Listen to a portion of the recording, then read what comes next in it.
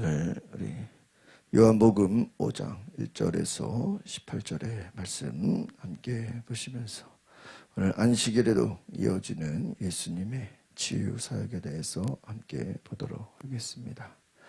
오늘 예수님께서 예루살렘 성전 근처에 베데스다 연못에서 38년 동안 병든 사람을 치유하신 사건을 우리가 보게 됩니다.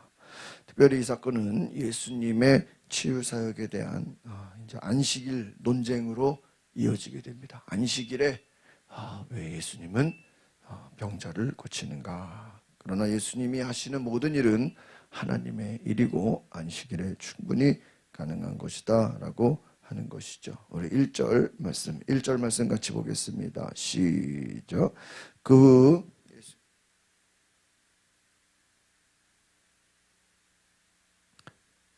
예수께서 유대 사람의 절기가 돼서 예루살렘으로 올라가셨다. 오늘 예수님은 이제 유대인의 명절, 절기를 맞아서 정확히 어떤 명절인지 나와 있지는 않지만 예루살렘으로 유대인의 명절을 절기를 맞아 올라가셨다. 유대인의 명절에는 오순절, 유월절, 초막절 이런 주요 명절들이 있습니다. 제일 유명한 게 유월절이죠. 또 오순절, 초막절 이런 명절은 성전에서 하나님께 예배하기 위해서 많은 사람들이 모이는 시간이다라는 것입니다. 그런데 여기에 이제 베데스다 연못에 이제 병든 자들이 모여서 여기서 치유받는 일들이 있다라는 것입니다. 그래서 2절 한번 같이 보겠습니다. 시작. 예루살렘의 양이문 근처에 히브리 말로 베데스다라고 하는 못이 있었는데 그 못 주위에는 5개의 기둥이 있었다는 거예요. 그래서 예루살렘 성 근처에 양의 문, 그 문에 베데스다라는 연못, 이 베데스다라는 뜻은 한번 따라해 봅시다. 자비의 집. 이 베데스다라는 이름의 뜻은 자비의 집이다라는 뜻입니다. 여기에 이 5개의 행각, 이 행각이라는 것은 뭐냐면요, 여러분 기둥이 있는 그 복도를 말하는 것입니다. 그곳에 이 병자들을 보호하는 그러한 장소가 되는 것입니다. 그래서 이 기둥이 있는 큰 복도들이 있는데 5개의 기둥이 있었다는 것입니다. 여기에 많은 병자들이 이 연못 주변에 있다라는 것입니다. 왜 이 5개의 기둥에 베데스다에 많은 병자들이 모였을까? 우리 3절, 4절 우리 그 2절 말씀에 설명이 되어 있습니다. 같이 보겠습니다. 시작. 여기에는 눈먼 사람들, 다리 저는 사람들, 중풍 환자들, 많은 장애인들이 누워있곤 했습니다. 그들은 물이 움직이기를 기다리고 있었습니다. 주의 천사가 가끔 내려와 물을 휘저어 놓았는데 물이 움직일 때 맨 먼저 못에 들어가는 사람은 무슨 병에 걸렸든지 다 나았어요. 여러분 신기하죠? 천사가 내려온다는 거예요. 근데 정해진 시간에 내려오는 게 아니라 어떻게 내려오는데요? 천사가 가끔 내려온대요. 근데 천사가 가끔 내려올 때 어떤 일이 일어나냐? 물이 휘저어진다는 거예요. 물이 막 돈다는 거예요. 여러분 생각해 보십시오. 그 작은 연못에 그 물이 흘러가는 그 베데스다 못에 사람들이, 눈먼 사람들, 쩔뚝거리는 사람들, 중풍병자들, 뭐 피부병, 뭐 여러 가지 몸에 질병이 있고 또 장애가 있는 사람들이 그 물이 움직이는 것만 기다리는 거예요. 물이 일반적으로 물이 막 그렇게 움직일 수 없어요. 그런데 천사가 내려와서 물이 움직이면 뭐 여러 병자들이 천사가 연못을 움직일 때 특징이 뭐예요? 가장 먼저, 맨 먼저 그 물에 어떻게 하는 사람요? 들어가는 사람은 병이 낫다라는 거예요.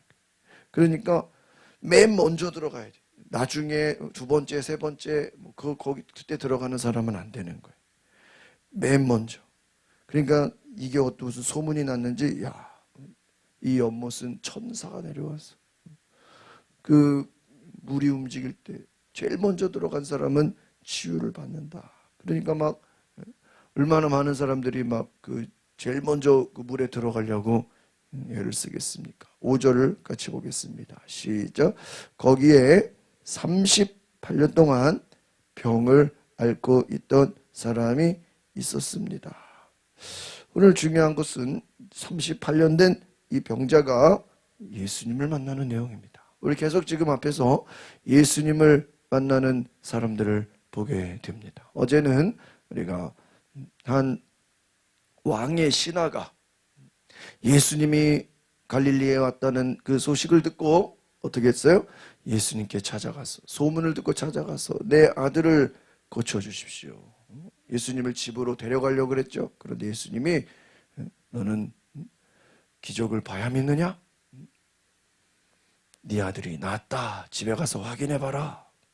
그래서 집에 가는 길에 그 아들이 고침받았다라는 소식을 듣고 온 가족이 예수를 믿었다고 우리가 어제 말씀드렸습니다. 예수님은 어떤 곳을 갈 때 그곳에 참 예비된 예수님을 만나기를 예비한 사람들이 있다라는 것입니다. 오늘 말씀의 주인공은 바로 이 38년 된 병자인 것입니다.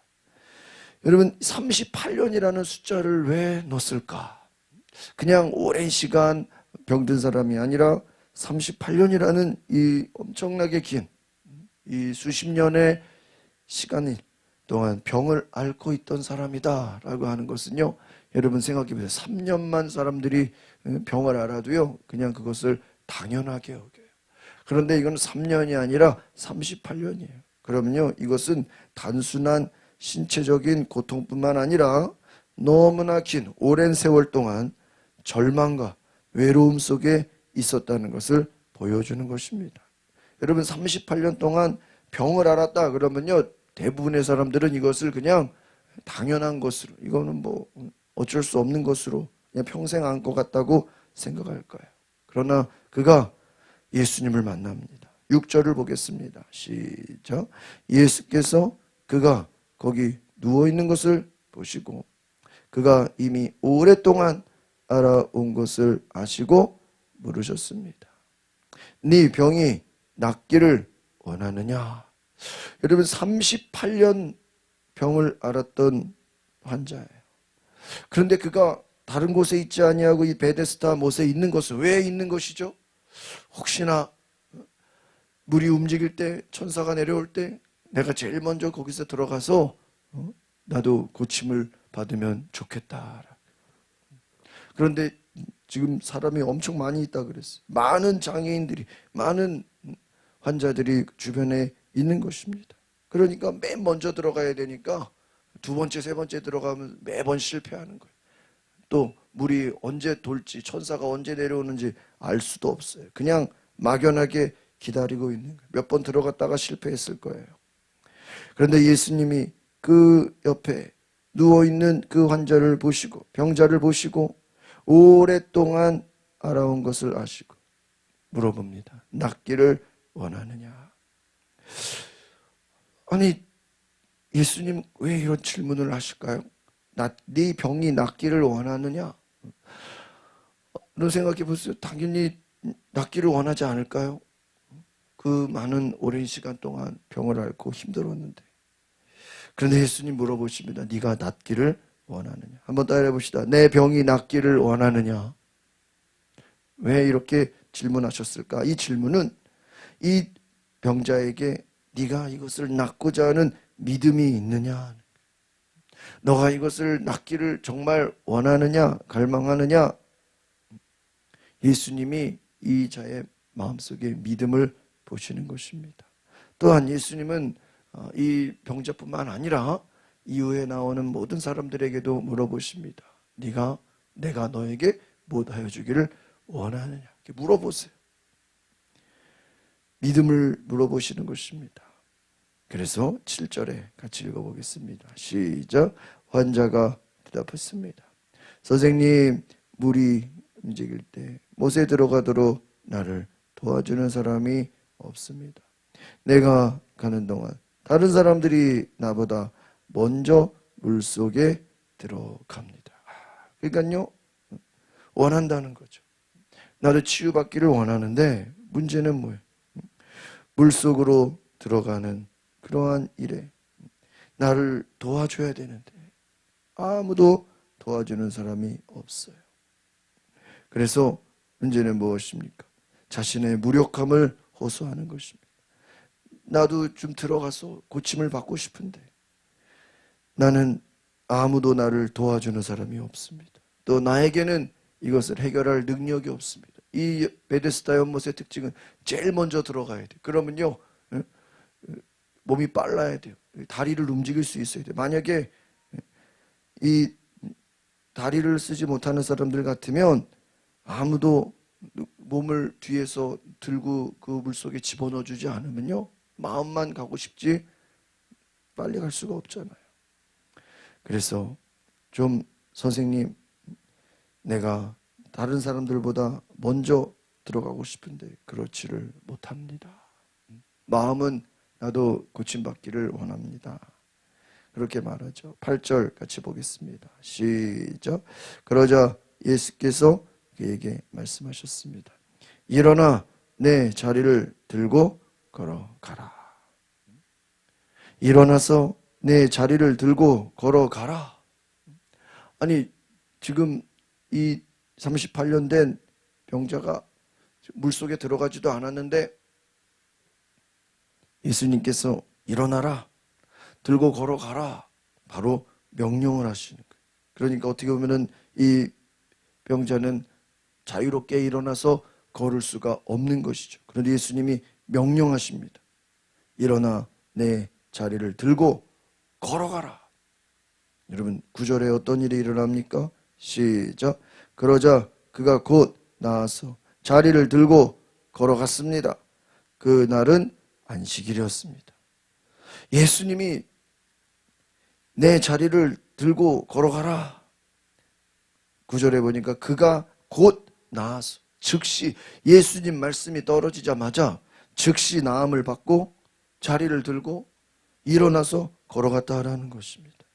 이것은 무엇입니까? 예수님의 말씀이 떨어지자마자 곧 바로 능력이 되어서 치유를 이루는 모습을 보는 것입니다. 우리가 어제 나눴던 말씀은 그 왕의 신하가 예수님 말씀을 듣고 집에 가라, 그러면 네 아들이 살았을 것이다. 그 예수님이 말씀하신 그 시간을 기억해놨죠. 아들이 고침을 받아서 신하가 그 집에 하인이 찾아왔죠. 언제 낳았냐? 어제 오후 1시에 낳았습니다. 예수님이 말씀하실 때 그 아들이 낳은 거예요. 오늘 이것도 마찬가지. 예수님이 말씀하실 때 그가 곧 나아서 자리를 들고 일어났다 하는 것입니다. 10절 같이 보겠습니다. 시작. 그래서 유대 사람들이 병이 나은 사람에게 말했습니다. 오늘은 안식일이니 자리를 들고 가는 것은 옳지 않소. 아니, 여러분 지금 몇 년 동안 걷지 못했어요?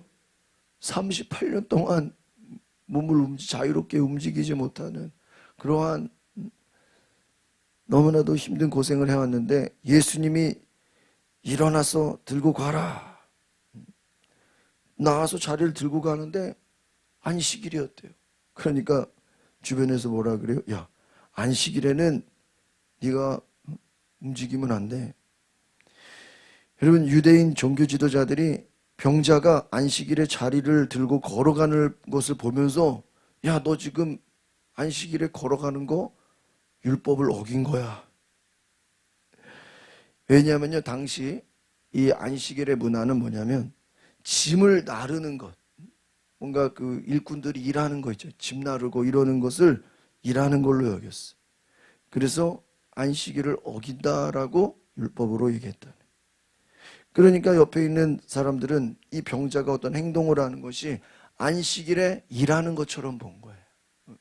어떤 뭔가 짐을 들고 나르고 뭐 이러면요, 이 일한 게 되는 거예요. 몸만 움직여야 되는데 네 자리를 들고 걸어가라. 다 짐 싸가지고 이제 이동하라는 거예요. 그런데 안식일 날 일하면 안 되잖아요. 근데 예수님이 명령했잖아요. 네 걸어가라. 움직여라. 11절 같이 보겠습니다. 시작. 그러나 그가 대답했습니다. 내 병을 고치신 분이 내게 자리를 들고 걸어가거라 하셨습니다. 12절. 그러자 유대 사람들이 그에게 물었습니다. 당신에게 자리를 들고 걸어가라고 말한 사람이 대체 누구입니까? 예수님이 우리 앞에서 사마리아 여인이나 니고데모나 이런 사람들한테는 내가 메시아다, 내가 하나님의 아들이다, 이런 자기 소개를 하셨어. 그런데 오늘 이 특별히 이 5장에 나오는 내용에서는 예수님이 내가 메시아다, 내가 이런 소개 안 했어요. 그냥 일어나 걸어라. 그래서 거기에 그냥 순종해서 일어난 것뿐이에요. 그러니까 이 말씀의 특징을 보면은 예수님이 누군지 몰라도 그 예수님 말씀에 순종하니까 능력이 일어나요. 여러분, 이 병자는 나에게 말씀한 사람이 누군지를 모르는 겁니다. 그런데 그냥 일어나라고 순종했더니 치유를 받은 것이죠. 예수님이 누군지는 모릅니다. 이 병자는 믿음이 있었어요. 그냥 순종하는 믿음이 있었습니다. 단순히 순종했는데 육체가 고침을 받은 거예요. 당신에게 그 자리를 일어나라고 한 사람은 누굽니까? 13절 뭐라고 말할까요? 13절 시작. 병이 나은 사람은 그분이 누구인지 알 수 없었습니다. 그곳에는 많은 사람들이 있었고 예수께서는 이미 떠나죠. 일어나 걸어가라. 그래서 일어나 걸었는데 예수님은 다른 데로 가버리셨어요. 이 사람은 병을 고침받았는데 예수님이 누군지, 어떤 분인지 몰라요. 그러니까 뭐라고 할까요? 누군지 알 수 없는 것이죠. 예수님은 이미 자리를 떠났습니다. 그는 예수님이 누군지 몰랐습니다. 그런데 또 이렇게 다시 한번 만나게 됩니다. 14절을 보겠습니다. 시작. 나중에 예수께서 성전에서 이 사람을 만나 말씀하셨습니다. 보아라, 네가 다 나았구나. 더 심한 병이 너에게 생기지 않도록 이제 다시는 죄를 짓지 마라. 예수님을 어디서 만났어요? 성전에서. 그 예수님이 왜 성전에 계셨죠? 아마 그곳에서 말씀을 전했을 거예요. 그런데 이 사람이 딱 보니 예수님이 말씀을 전하네. 그때 너무나 반가웠을 거예요. 예수님은 그를 성전에서 다시 만나서 한번 따라합시다. 다시는 죄를 범하지 마라. 아니, 일어나서 나아가라. 병을 고쳤는데 왜 갑자기 더 심한 병이 걸리지 않도록, 나중에 혹시 또 네가 아프지 않도록 죄를 짓지 마라. 왜 죄를 얘기했을까? 도대체 예수님은 이 사람에게 대해서 무엇을 알고 계신 것일까? 이것은 이 환자의 병이 어떤 죄의 결과임을 말해주고 있다라는 게. 이것은 무엇입니까? 육체적인 치유뿐만 아니라 이 사람에게 필요한 것은 영적인 치유다라는 것. 그것은 무엇입니까? 죄에서 용서받는 길이고 다시는 그 죄로 들어가지 말라 하는 경고인 것입니다. 다시는 죄를 짓지 마라. 더 심한 병이 걸리지 않은, 다 나았다. 치유를 선포하고 이제는 죄를 짓지 말라고 추가적으로 더 말씀하시는 것이죠. 15절을 같이 보겠습니다. 시작. 그 사람은 유대 사람들에게 가서 자기 병을 고치신 분이 예수님이다라고 말했습니다. 이때 이는 저 사람이 예수구나. 나에게 치유를 말씀하신, 베데스다 연못에 들어가지도 않고 그 연못에 들어가려고 계속 기다렸는데 예수님 말씀에 순종했더니 바로 고침을 받았어요. 그분이 예수님이구나. 그런데 문제는 뭐죠? 안식일이라는. 안식일은 당시에 아무것도 하면 안 되는 날이에요. 16절을 보겠습니다. 시작. 예수께서 안식일에 이런 일을 행하셨기 때문에 유대 사람들은 예수를 비방. 여러분, 만약에 잘 보십시오. 이 유대 사람들이 정말 믿음이 있고 정말 메시아를 갈망하고 정말 예수님에게 겸손히 나아가는 사람이었다면 예수님을 오히려 기뻐하고 찬양하고 예수님이 행하신 일을 높이고 하나님께 영광을 돌려야 돼요. 여러분, 예수님 말씀에 순종했더니 치유의 역사가 일어났어요. 그러면 생각해보세요. 내가 병자가 아니더라도, 내가 같은 가족이 아니더라도, 좀 모르는 사람이라도 이런 치유의 역사가 일어나면 여러분 기뻐요, 안 기뻐요? 기쁜 거잖아요. 내가 우리 가족이면, 가족이나 친구면 당연히 좋은 거고. 정말 그 물에 들어가서 고침받는 게 얼마나 어렵습니까? 이거는 자기의 힘으로는 될 수 없는 일이에요. 아마 이 38년 된 병자는요, 예수님을 만나지 않았더라면 38년 동안 고침 못 받았는데 나중에 10년, 20년 더 인생을 산다고 해서 고침을 받았을까요? 못 들어가는데요. 아마 평생 그 병을 가지고 살았어야 될 거예요. 그런데 예수님을 만나고 나서 그가 고침을 받았습니다. 그러면 정상적인 사람들이라면 이것을 기뻐하고 하나님께 영광을 돌려야 돼요. 이것을 비교하는 내용이 이 앞에서 말한 사마리아의 그 사람들, 또 왕의 신하, 이들은요 예수님을 기뻐하고 예수님을 갈망하고, 니고데모 3장 4장 나오는 이 사람들은요 예수님을 기다리고 갈망한 사람들이. 그런데 오늘 나오는 이 유대인들은요 오히려 예수를 박해하는 자들이에요. 예수님이 지금 나쁜 일을 행했습니까? 단지 안식일에 병을 고친 것을 가지고 예수님을 지적하는 거예요. 예수님을 비판하는 거예요. 예수님을 판단하는 거예요. 왜? 이들은 예수가 누군지를 몰랐다는 것이죠. 17절을 보겠습니다. 시작. 예수께서 그들에게 말씀하셨습니다. 네, 아버지께서 지금까지 일하고 계시니 나도 일한다. 지금요 예수님이 이 말을 한 것은요, 지금 유대인들이 안 그래도 지금 예수님을 미워하고 예수님을 그냥 비판하고 싶은데요, 거기다가 기름을 껴얹은 거예요. 내 아버지께서 일하시니 나도 일한다. 하나님이 자기의 누구라는 거예요? 아버지라는 거예요. 그럼 하나님이 아버지면 예수님은 하나님의 뭐가 되죠? 하나님의 아들이 되는 거예요. 근데 유대인들이 제일 그 율법에서 주장하는 게 뭐냐면요, 하나님은 한 분이거든요. 유일신이에요. 유일신. 유대교의 가장 중요한 신앙이 유일신이에요. 하나님은 몇 분이에요? 한 분이에요. 그런데 하나님은 내 아버지다. 아버지가 일하시니 나도 일한다. 그러면 하나님이 한 분인데 하나님이 내 아버지다 그러면 하나님이 몇 분이 되는 거예요? 하나님이 두 분이 되는 거예요. 그러면 이 사람들이 볼 땐 유일신이 안 되잖아요. 이제 갑자기 예수님을 보는 시각이 더 부정적이 되는 것입니다. 예수님은 내 아버지가 일하시니 나도 일한다. 하나님이 안식일에 우주를 다스리고 생명을 유지하는 점을 말씀하시면서 예수님의 사역은 이것은 내 일이 아니라 아버지의 일이다. 하나님의 뜻이다. 이렇게 말합니다. 너희들은 안식일에 지금 내가 일한다고 나를 공격하느냐? 이것은 하나님의 일이다. 하나님은 내 아버지이시다. 내가 지금 안식일에 병을 고치는 것은 누구의 일입니까? 하나님의 일이다라고 오히려 더 당당하게 더 세게 말씀하시는 거예요.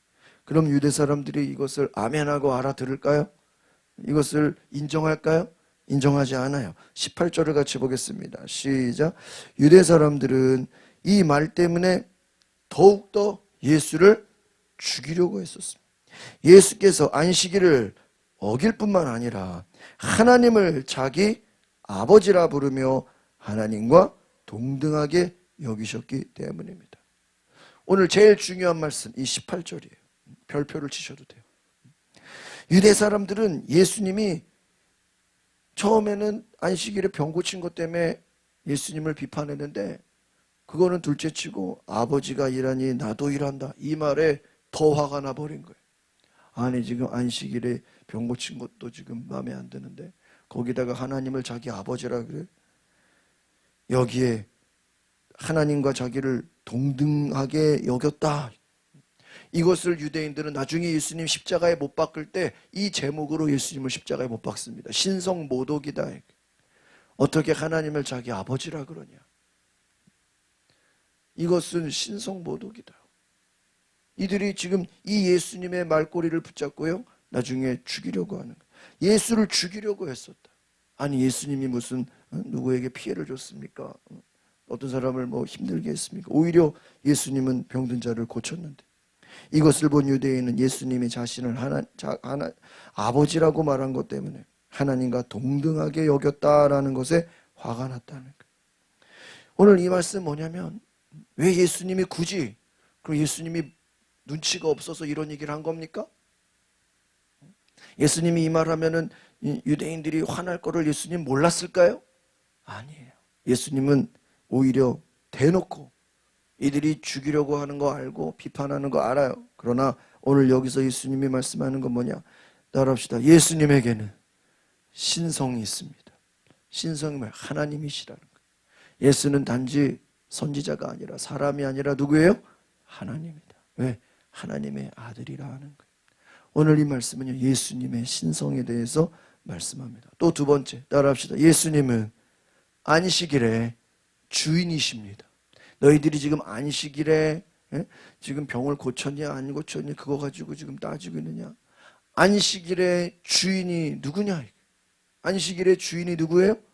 예수님이라는 거예요. 이 사람들은 이걸 몰라요. 안식일의 주인이에요, 주인. 안식일의 주인공은 예수님이에요. 그러나 이들은 몰랐습니다.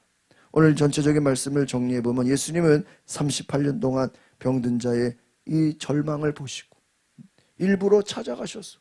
여러분이 38년 병자가 어제 말씀한 왕의 신하처럼 예수님 나 좀 고쳐주세요. 예수님 나에게 좀 치유를 말해줘. 이렇게 고백하지도 않았어요. 예수님이 누군지도 몰랐어요. 그런데 예수님은 이 병자를 일부러 만나러 가신 거예요.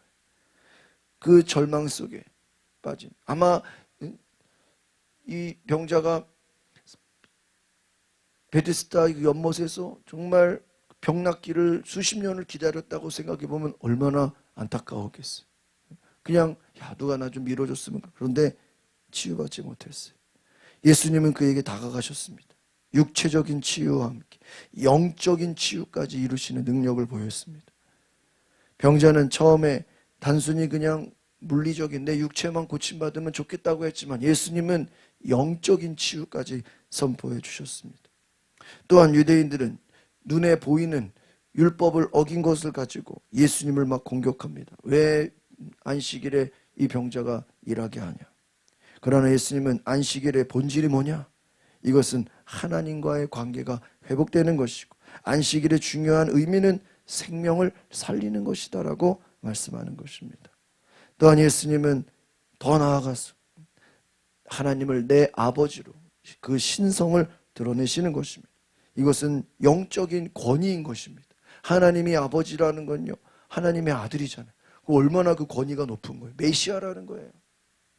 나는 메시아다는 거예요. 그런데 유대인은 그것을 아멘하지 않아요. 저놈을 죽이자.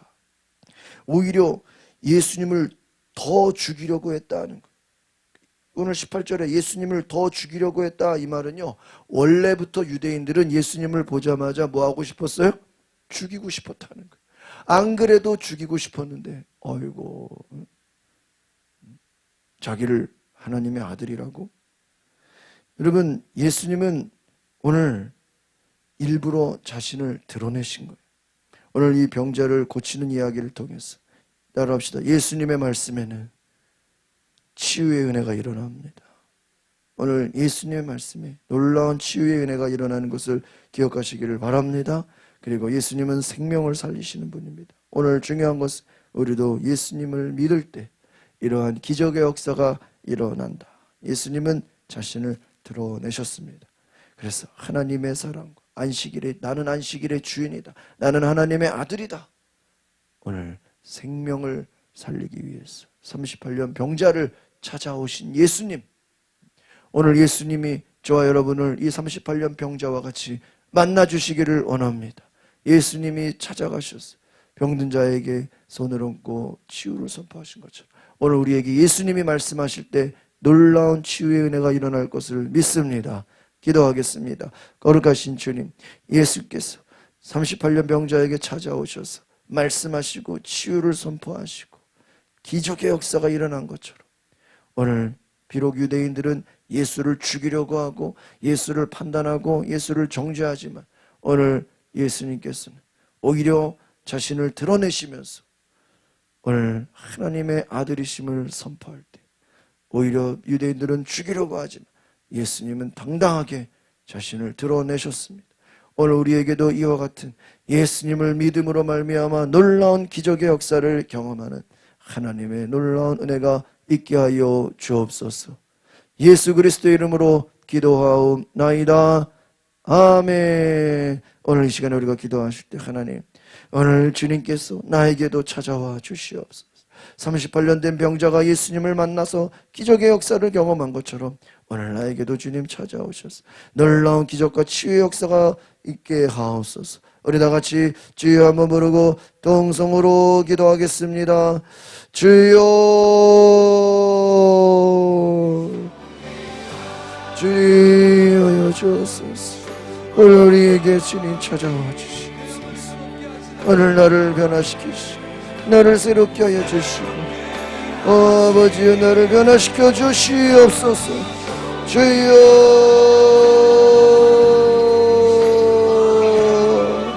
주여, 오늘 나에게 찾아와 주시고 오늘 나를 변화시키시고 오늘 나도 예수님을 믿고 치유의 은혜를 허락하여 주옵소서.